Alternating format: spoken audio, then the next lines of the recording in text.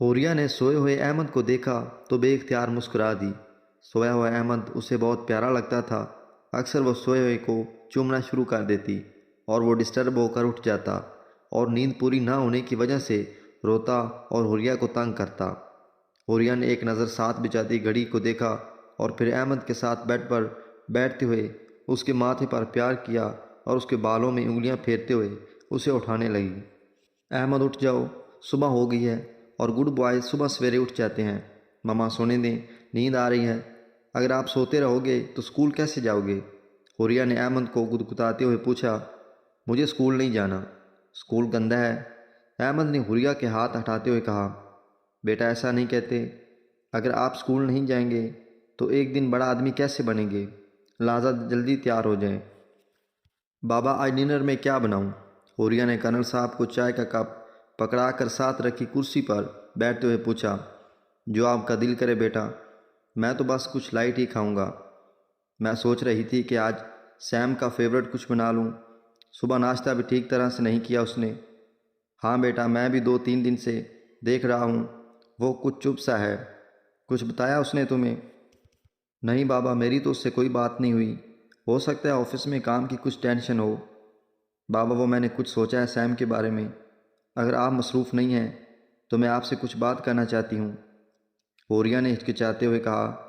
बोलो बेटा, क्या बात है? कर्नल साहब ने चाय का कप मेज़ पर रखते हुए कहा। बाबा माशाल्लाह से सैम की तालीम भी मुकम्मल हो चुकी है और जॉब भी बहुत अच्छी जा रही है। तो मैं सोच रही थी क्यों ना हम सैम की शादी के बारे में सोचें। ये तो बहुत अच्छी बात है। मैं खुद भी उसकी शादी करना चाहता हूँ। बस आल आ जाए फिर उसकी शादी करते हैं। बाबा आल पता नहीं कब आते हैं, तब तक कहीं देर ना हो जाए। हुरिया को समझ नहीं आ रही थी कि वो कैसे मुनासिब लफ्ज़ों में उन तक अपना पैगाम पहुँचाए। क्या मतलब बेटा? कैसे देर? आप साफ साफ बताएं। कर्नल साहब ने हैरानगी से कहा।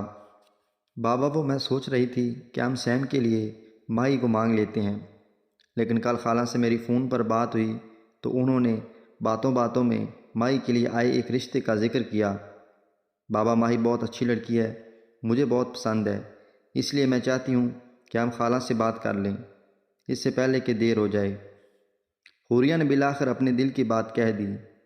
वो सैम की पसंद माई से भी वाकिफ़ थी और बाबा की ख्वाहिश भी जानती थी, इसलिए आज उसने बाबा से बात कर ही ली। बेटा, क्या सैम ने आपसे कुछ कहा है इस बारे में? नहीं बाबा, सैम ने कुछ भी नहीं कहा। इसे इस मामले की कोई खबर नहीं है। ये सरासर मेरा ज़ाती ख्याल है। बाबा मैं जानती हूँ कि आपका झुकाव पूपो की तरफ है और पहले मेरा भी यही ख्याल था, लेकिन अब मैंने महसूस किया है कि नैना और सैम के ख्यालात बहुत मुख्तलिफ हैं। उन दोनों में हम-आहंगी ना होने के बराबर है और वैसे भी नैना को जॉइंट फैमिली में नहीं रहना और सैम हम सब से अलग नहीं रह पाएगा। नैना और माई दोनों ही घर की बच्चियाँ हैं और मुझे दोनों ही बहुत अजीज़ हैं, लेकिन हमारे घर में नैना को ख़ुद को एडजस्ट करने में बहुत प्रॉब्लम होगी। नैना के बहुत सारे कज़न्स हैं। उसके चाचू की फैमिली का मुझे इरादा लगता है नैना के लिए, लेकिन माही के जोड़ का सैम के अलावा कोई कज़न नहीं। और मैं नहीं चाहती इतनी अच्छी लड़की कहीं बाहर जाए। पता नहीं कैसे लोग होंगे। उरिया की बातें सुनकर कर्नल साहब ने बस सर हिलाया। बाबा मुझे बस खाला की बात सुनकर ये ख्याल आया, मैं बस ये चाहती हूँ कि इस घर में वो लड़की आए जो इस घर को अपना समझ कर जोड़ कर रखे। बाकी फ़ैसला तो आप ही करेंगे और आप जो भी फ़ैसला लेंगे मुझे उम्मीद है कि सैम को भी कोई एतराज़ नहीं होगा। हुरिया ने एक आखिरी कोशिश भी कर ली। वो चाहती थी कि बाबा से सैम के हक़ में फ़ैसला लेकर उठे। बेटा आज रात का खाना बनाने की कोई ज़रूरत नहीं है। क्यों बाबा, मुझसे कोई गलती हो गई है क्या? हुरिया कर्नल साहब के मुंह से गैर मुतवक्के बात सुनकर हैरान हुई। नहीं बेटा, आपसे कोई गलती नहीं हुई, बल्कि आपने तो मुझे गलत फ़ैसले से बचाया है। और खाना इसलिए नहीं बनाना क्योंकि आज रात का खाना हम सैम की खाला के घर खाएंगे।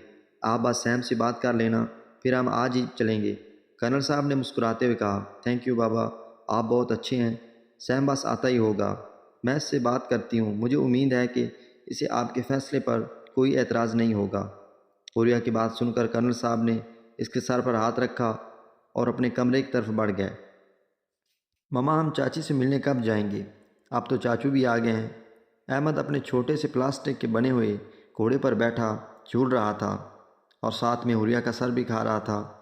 बेटा अभी थोड़ी देर तक चलेंगे। حوریہ نے ٹی وی پر نظریں جمائے ہوئے کہا۔ احمد کو تیار کرتے ہوئے اس کے منہ سے نکل گیا کہ وہ اس کی چاچی دیکھنے جا رہے ہیں، اور تب سے لے کر اب تک وہ کوئی 20 بار یہی سوال پوچھ چکا تھا۔ حوریہ احمد کو یہ سب بتا کر اب بہت پچھتا رہی تھی۔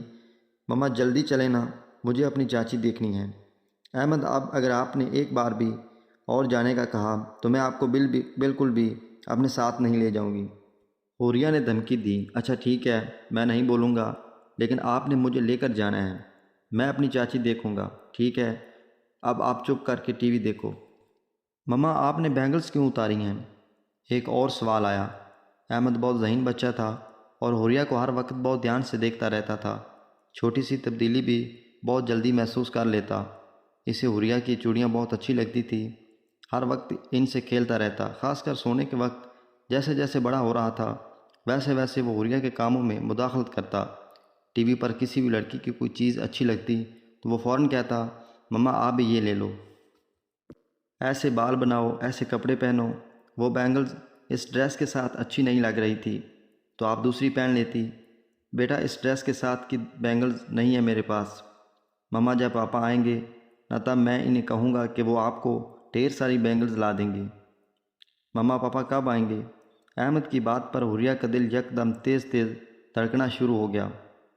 آل کی واپسی کو تو وہ بھول ہی چکی تھی۔ احمد جاؤ، دیکھو بابا کیا کر رہے ہیں۔ احمد کے سوالات سے بچنے کا یہی طریقہ حوریہ کو ٹھیک لگا۔ حوریہ کا دل ہر چیز سے اچاٹ ہو گیا۔ اس نے ٹی وی بھی بند کر دیا۔ تبھی سیم آیا اور حوریہ کے پاس بیٹھتے ہوئے کہا، بھابھی احمد کیا کہہ رہا ہے؟ کہاں جا رہی ہیں آپ؟ ہم اس کی چاچی دیکھنے جا رہے ہیں۔ کیوں، تم خوش نہیں ہو کیا؟ ابھی جاری ہے۔